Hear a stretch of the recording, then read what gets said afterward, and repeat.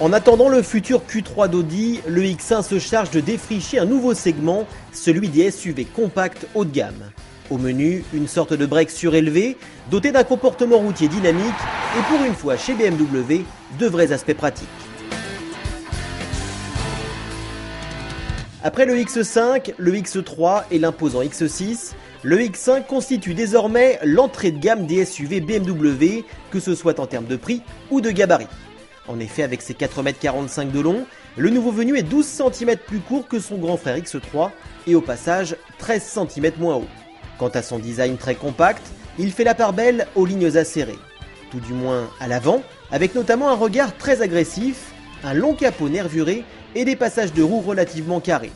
L'arrière est en revanche plus convenu, avec un air de X3, malgré la présence de nouveaux feux en forme de L.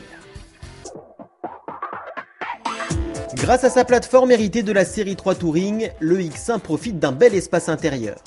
Ainsi, 4 adultes peuvent y prendre place dans un grand confort, avec notamment une mention spéciale pour la garde au toit, 6 cm plus imposante qu'un Board AX5.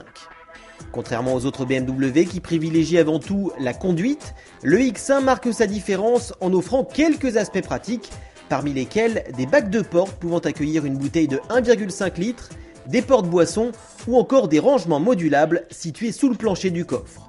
Notez que ce dernier dispose d'une capacité allant de 420 à 1350 litres. Pour le reste, l'habitacle est conforme au standing BMW, à la fois sportif et bien fini. Il est néanmoins regrettable qu'une grande partie de la planche de bord soit constituée de plastique dur, et ce quel que soit le niveau de finition du véhicule. Pour cet essai, notre choix s'est porté sur le modèle S-Drive 20D dans sa version 177 chevaux, qui selon nous représentera le gros des ventes de X1. Ainsi équipé, le SUV bavarois n'a aucun mal à déplacer ses 1,5 tonnes. Mieux, il se montre plutôt vif, notamment en matière de reprise, où ses 350 Nm de couple répondent parfaitement présents. Et tout cela sans engloutir trop de carburant.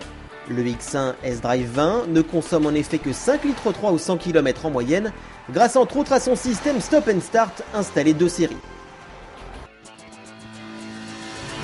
X-Drive ou S-Drive? Entre ces deux lettres, une histoire de transmission, intégrale pour la première, aux roues arrière pour la seconde. Et c'est cette dernière qui nous a accompagnés lors de notre prise de contact sur les routes allemandes. L'occasion de noter que c'est la première fois que BMW commercialise l'un de ses SUV équipé d'une propulsion. Le résultat se traduit par environ 100 kg de moins sur la balance et des performances légèrement supérieures sur route sèche. Car une fois la chaussée détrempée, il va sans dire que la version équipée de 4 roues motrices est plus efficace. Enfin, si le X1 se montre agile et limite au strict minimum ses mouvements de caisse, son confort n'est pas une référence en raison de la fermeté de ses suspensions, notamment à faible allure. Au final, le X1 semble être une bonne alternative pour tous ceux qui souhaitent rouler à bord d'un SUV BMW sans avoir à supporter l'image de mastodonte des routes. Cependant, si la marque allemande a su faire un effort quant au gabarit de son auto, son tarif, lui, reste un peu salé au regard de ses nouvelles concurrentes. Ainsi, quel que soit son niveau de finition, un X1 se monnaiera environ 3 000 € plus cher qu'un Volkswagen Tiguan, certes légèrement moins performant.